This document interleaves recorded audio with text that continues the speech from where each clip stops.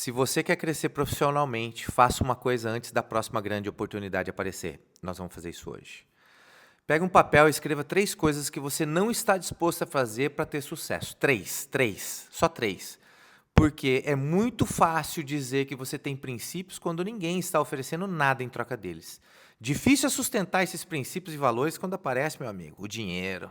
Quando aparece aquele cliente que quer fazer uma meia nota, a promoção que você precisa só pisar num amiguinho, uma sociedade de faturar milhões, bilhões, trilhões, uma possibilidade de multiplicar seu negócio, ou aquela oportunidade que você esperou por 10 anos, 10 fucking anos você esperou para aquilo acontecer.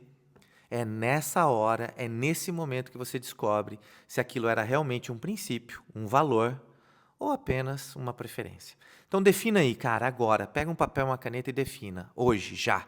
Eu quero crescer, mas eu não estou disposto a mentir para vender. Eu não estou disposto a romper meus valores em prol dessa sociedade. Eu não estou disposto a ver a mentira acontecer e ser conivente. Eu não estou disposto a sacrificar a minha família para alimentar a minha vaidade. Porque quando a oportunidade chegar, talvez seja tarde demais para começar a decidir quem você quer ser. Defina seus limites antes que a oportunidade apareça. E hoje eu entendi que isso tem tudo a ver com uma coisa que pouca gente associa ao sucesso, é a humildade.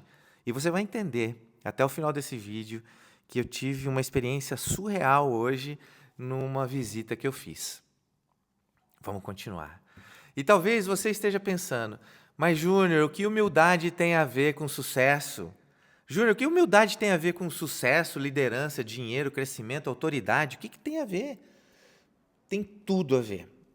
Eu tive hoje eu tive um dia muito legal. Já vou contar aqui o que aconteceu no dia de hoje. Eu tive reuniões, negociações, contato com pessoas muito relevantes e uma visita a um parceiro comercial onde eu pude conversar com empresários de outra geração.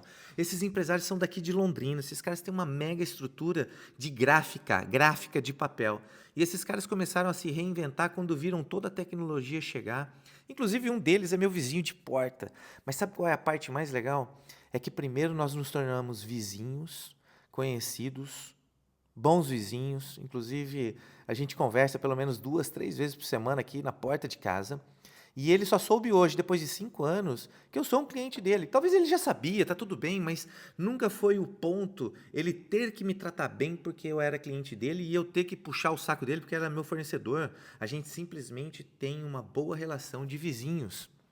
E hoje, a hora que eu fui lá na empresa deles, o Roberto que me atende, ele é incrível. Ele é incrível. Eu mando pedidos, às vezes, em cima da hora, para imprimir livros para a Gi, para imprimir adesivos, brindes e tudo, e ele sempre está disposto a fazer o melhor. Ele busca soluções, ele busca qualidade, ele busca o preço, ele busca me dar prazo. E tem uma hora que ele diz assim, Júnior, tudo que eu podia eu já fiz. E o interessante é que mesmo sabendo que o meu vizinho é o dono da empresa, eu nunca quis burlar esse caminho, porque é um caminho de humildade com segurança de que o outro está fazendo tudo o que ele pode por mim, assim como eu estou fazendo tudo o que eu posso por ele também. Então foi muito legal bater um papo com esses 2 irmãos fundadores da Midiograph, porque lá eu pude ouvir, observei, compartilhamos as dificuldades, falamos de negócios e enxerguei oportunidades. Só que justamente no dia cheio de oportunidades, uma pergunta ficou comigo. Se algumas dessas oportunidades realmente acontecerem, quem eu quero ser quando elas chegarem? Cara, que pergunta profunda, porque oportunidade não revela apenas nossa competência, oportunidade também revela nosso caráter. E aí entra o meu estudo da palavra do dia. A liturgia colocou diante de mim uma passagem extraordinária, que está lá em Mateus, capítulo 20, dos versículos 1 a 16. Que é a parábola que Jesus conta dos trabalhadores da vinha. Cara, isso aqui para mim é muito pesado, porque a minha balança de justo e injusto é muito exigente, muito exigente. Eu não sei como é que é a sua. A minha, às vezes, judia de mim. Mas vamos lá. Um proprietário sai para contratar trabalhadores, vou falar aqui a parábola, tá? De uma forma resumida. Um proprietário sai para contratar colaboradores para vir, alguns começam cedo, outros chegam depois, outros praticamente no final do dia, faltando 1 hora para acabar o expediente. Aos primeiros ele combinou 1 denário, que é uma moeda de prata. na época que os romanos estabeleciam, que era o suficiente para a pessoa praticamente sobreviver, né? Aos demais diz que pagará aquilo que é justo. No final do dia, aqueles que chegaram por último receberam um denário. Cara, aqui me pega muito. Quando os primeiros veem aquilo, pensam, "Então, cara, rachamos, nós vamos receber mais." Mas recebem exatamente aquilo que haviam combinado. E ficam incomodados. Agora presta atenção nisso. Eles estavam satisfeitos com o pagamento até descobrirem que o quanto o outro recebeu. O problema não começou naquilo que eles receberam, o problema começou quando eles se compararam. E isso é uma prática muito comum, principalmente quando a gente começa a falar do que está rolando aqui nas redes sociais, por exemplo. Quando o outro começa a definir o nosso sucesso. Isso é uma merda. E nós fazemos exatamente isso. Por que ele foi promovido? Por que aquele profissional cobra mais do que eu? Por que ela tem mais seguidores do que eu? Meu trabalho é melhor, tenho mais experiência, minha empresa é maior, meu carro é melhor. Percebe como a gente faz isso o tempo inteiro, o dia inteiro? A gente não, né? Porque nós somos da elite. As pessoas lá do fim do mundo fazem isso. Chega um momento em que já não basta ter algo bom. Eu preciso ter algo melhor que o seu. Já não basta realizar um bom trabalho. Preciso que percebam que fui eu quem fiz. Já não basta ter uma boa ideia. Preciso que saibam que a ideia foi minha. E isso é perigosíssimo, porque isso é perigosíssimo para qualquer profissional. E nas redes sociais isso pode se tornar ainda pior. Quando a autoridade vira vaidade. Eu tenho estudado bastante sobre vaidade, vanglória, egocentrismo e autorreferência, e tudo está aqui num livro que eu ganhei de presente, que se chama Os Embromadores, da autora Ana Paula Gomes, e o título é Os Embromadores, como vencer o combate espiritual quando o demônio se faz de educado. Cara, e a vaidade, a vanglória, o egocentrismo, a autorreferência, isso aqui é uma merda, meu irmão, que é o cão educado enchendo a tua cabeça. Esse livro é muito bom, eu super recomendo. Vou deixar aqui na descrição o link das redes sociais aqui da comunidade da Editora Shalom para você pedir o seu, tá? Vamos lá. E comecei a perceber uma linha muito fina. Nós podemos começar a produzir conteúdo porque queremos servir e terminar usando as pessoas para alimentar a nossa necessidade de reconhecimento. Podemos começar uma empresa querendo resolver um problema e terminar precisando demonstrar que somos maiores que nossos concorrentes. Podemos começar buscando autoridade e terminar buscando aplausos. E aqui está uma pergunta muito difícil para quem trabalha com comunicação. E eu vou falar para você, fica atento, fica atento. Veja se as pessoas que você segue falam sobre comunicação, se elas têm postado conteúdo sobre esse tipo de pergunta. Se ninguém soubesse que foi você quem fez, ainda assim valeria a pena fazer bem feito? Eu vou repetir essa pergunta. Se ninguém soubesse que foi você quem fez, ainda assim valeria a pena fazer bem feito? Porque autoridade e vaidade podem parecer muito semelhantes por fora. A diferença está na intenção. Humildade não é se esconder, cara. Humildade não é se esconder. Só que aqui existe uma armadilha. Muita gente confunde humildade com invisibilidade. Humildade não é fingir que você não é bom.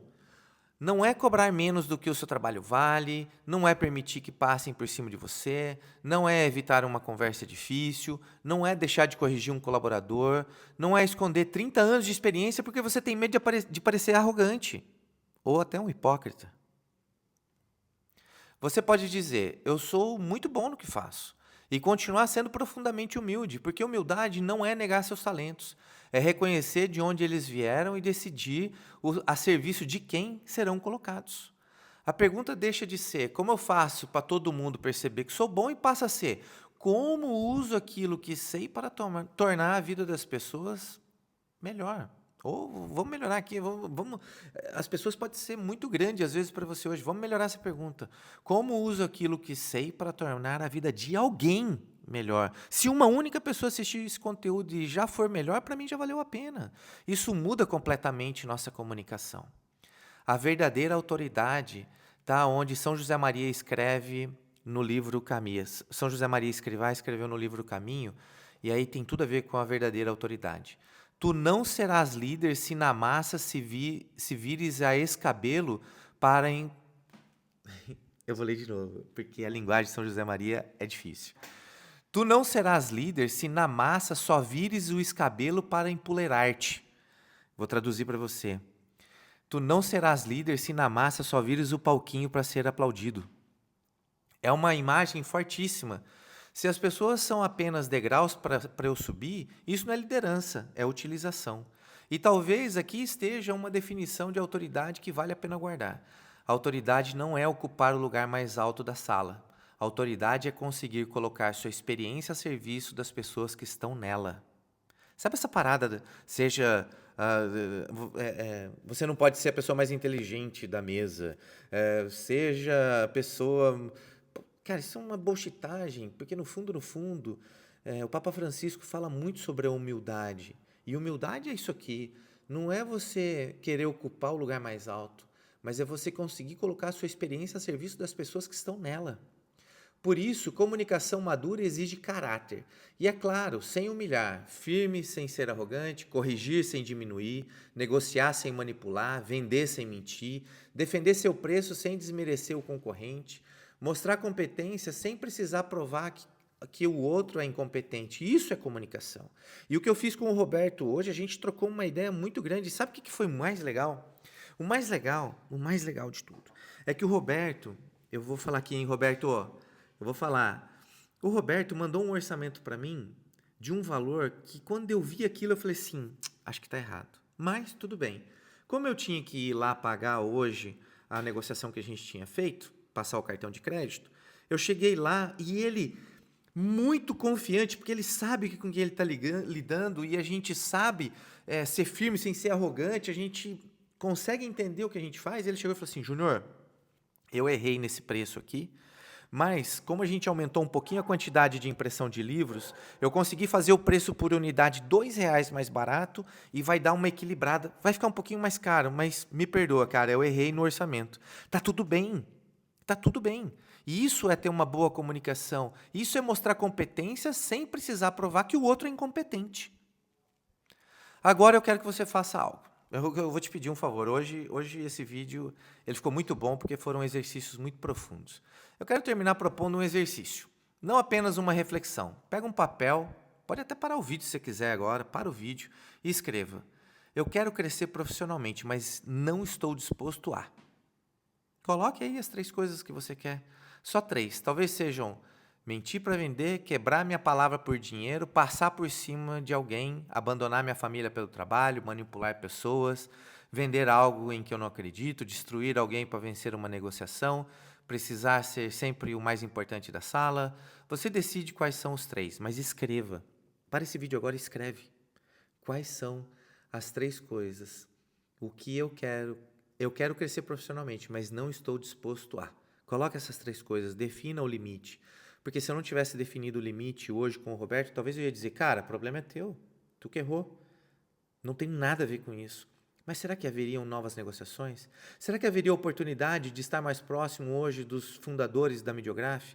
Será que eu teria oportunidade de ser visto agora como um cliente que oportunizou novas condições? Cara, isso é ser uma pessoa que conhece os limites. Porque quando dinheiro, reconhecimento, poder ou aquela oportunidade extraordinária estiver diante de você, talvez não seja o melhor momento para você decidir os seus princípios. Princípios precisam estar definidos antes de serem colocados à prova. Cara, é no momento de decisão que o seu destino é traçado, que o seu futuro é traçado. É na hora que as oportunidades aparecem é que você vai ter que... Porra, e aí, agora, como é que é? Então... A gente vai ser provado, testado. Ser cristão não é brincadeira não, meu irmão. A gente vê muita gente falando de Deus por aí nas redes sociais agora, principalmente na época de eleição. A gente vê muitas pessoas falando de Deus agora. Talvez, nós não estamos aqui para julgar para que elas estão falando de Deus.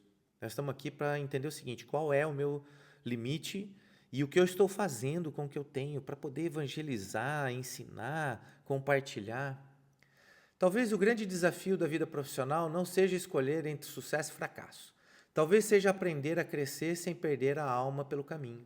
Trabalhe, ganhe dinheiro, faça sua empresa crescer, construa autoridade, comunique aquilo que você sabe. Apareça, venda. Você não tem o direito de não vender, você tem a obrigação de vender. Prosperar não precisa ser motivo de vergonha, mas de tempos em tempos faça uma pergunta: quem eu estou me tornando enquanto busco tudo isso? Quem eu estou me tornando enquanto eu busco tudo isso? Jesus termina a parábola dizendo: assim, os últimos serão os primeiros e os primeiros serão os últimos. Talvez você não precise ser o maior, precisa ser fiel àquilo que lhe foi confiado. Então cresça, comunique, construa, sirva, mas defina seus limites antes que a oportunidade apareça. Eu quero te pedir um favor, compartilhe esse vídeo com quem você acredita que vai impactar positivamente a vida dele. Deixa aqui nos comentários por que foi importante assistir esse vídeo.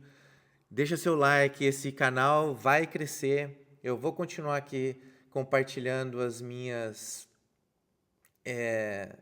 reflexões, que enquanto eu falo tudo isso, eu exercito o meu músculo enquanto empreendedor, pai, marido, filho, líder de equipe, gestor.